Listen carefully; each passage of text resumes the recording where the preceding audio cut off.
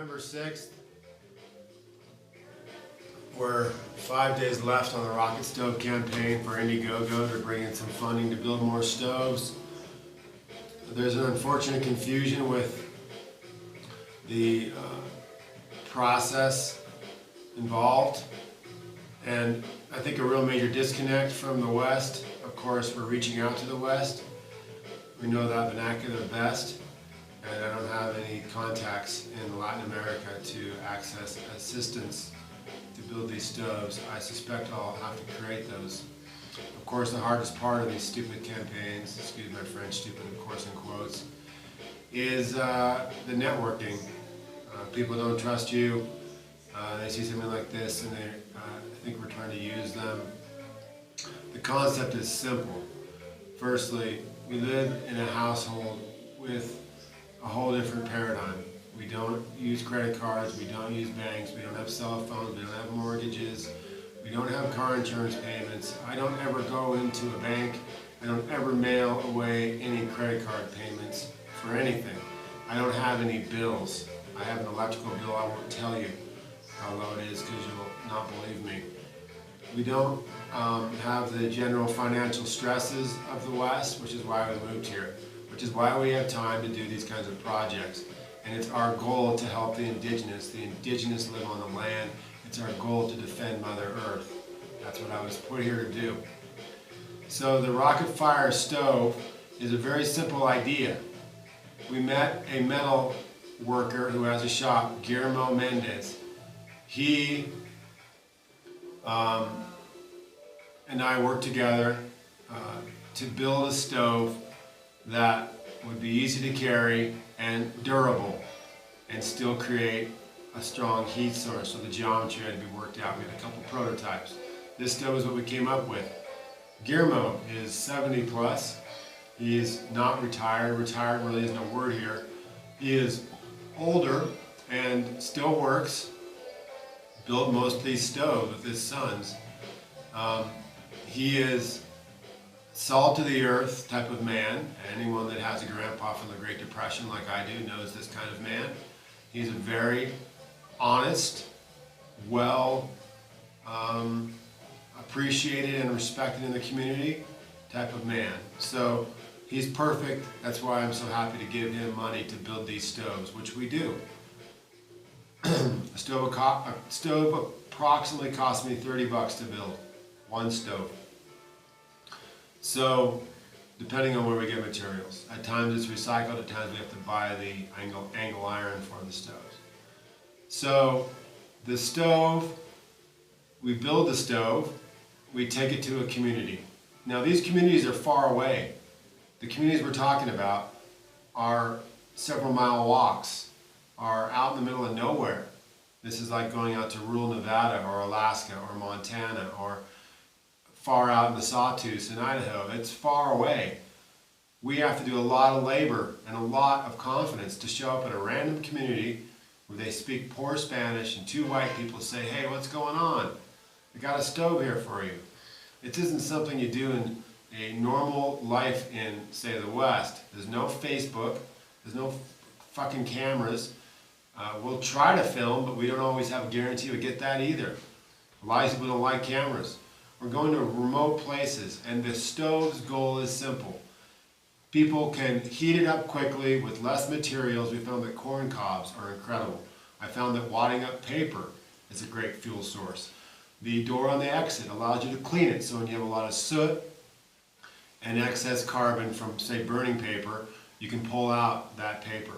The heat is intense, and it cooks something, geez, not even twice as fast, faster than that. We do lentils in 15-20 minutes. The stoves, the fires they use now, the flames go outside the stove. It's a ton of waste, and it's a slow process. This is a fast process. What we have to be able to do to help the Indigenous is give them time to work on other things. And as it goes right now, they can't compete, they can't keep up, if they don't have tools in their villages to do so. In the jungle, where we've been 4 years working with the Shuar, the Pastaza, and Morona Santiago, with the president of the Shuar, where we are legit. We go there with Shuar names, We are part of these communities. One of the things I noticed most of all is the amount of time wasted gathering wood, the amount of time wasted doing laundry when there could be other things done. Then they get stuck in that rut of needing money to go to the tienda to buy food that's full of sugar and products from Nestle, poisoning their families and poisoning their communities. If we can teach them how to, say, make community gardens happen by composting, for example, my next project, then the rocket fire stove gives them more time to do things like that. Attend to their families. Attend to other important items they aren't currently attending to because they're spending so much time trying to get wood to heat in the mountains, heat their houses, keep themselves warm and cook, and in the jungles for cooking. So rocket fire stove is simple. This is not a difficult concept. We build them ourselves. When we build them, we take them out to a community. We show them how they work. Usually they know how they work instantly. They figure it out quite quickly. These people have been working with fire obviously for centuries. And they can cook fast, then they can get on to other tasks. This is not some rocket science project, nor a funding campaign that's trying to do anything clever. It's very basic. And I want to reiterate, going out to these communities where they rarely see white people, and their experience with white people has been negative. Missionaries, oil people, people that want to extract gold, they haven't really been treated very well. So it's a difficult proposal, and I put it on anyone's lap who doubts us and doubts me to come down here and try to talk your Spanish and go into some random Quechua Shuar village and give these people anything. I challenge you. It's not an easy process, and getting there is just as challenging. We've also found recently on a trip to the coast that the coastal communities also need this stove as well. And I wasn't quite sure about that, but there is a whole section of very poor people that live out there on the coast. And essentially what we're making these stoves for are poor people, people with no money. I hate that word because poor is a lie. They have rich families, they have beautiful music, they have great clothes, they still work with each other. To me, poor is going to work, leaving your baby at home, sitting in an office all day, spending money on cars, and wasting your time in a consumer rat race that's basically a robot train. That's poor. But cash is what we've become so interested in. Our rocket fire stove project, geez, if we got $2,000, $3,000, you spend that every day. Most Americans are spending that on rent every month. We're asking for so little. Just a little bit of help so we can build these stoves, give Guillermo the support to build them, and get them to these communities so that they have more time to do other things and not be slaves, not be homeless, not be poor, financially strapped, and a part of a tragic world that our paradigm, the modern economy paradigm, has brought to the globe. Stress and bills.